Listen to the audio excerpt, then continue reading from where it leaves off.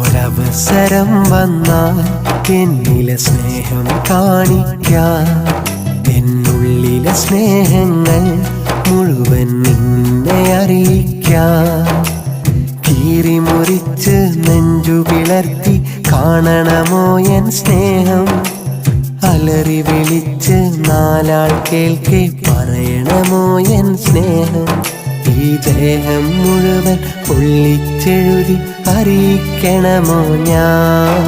ഒരവസരം വന്നാൽ എന്നിലെ സ്നേഹം കാണിക്കാൻ.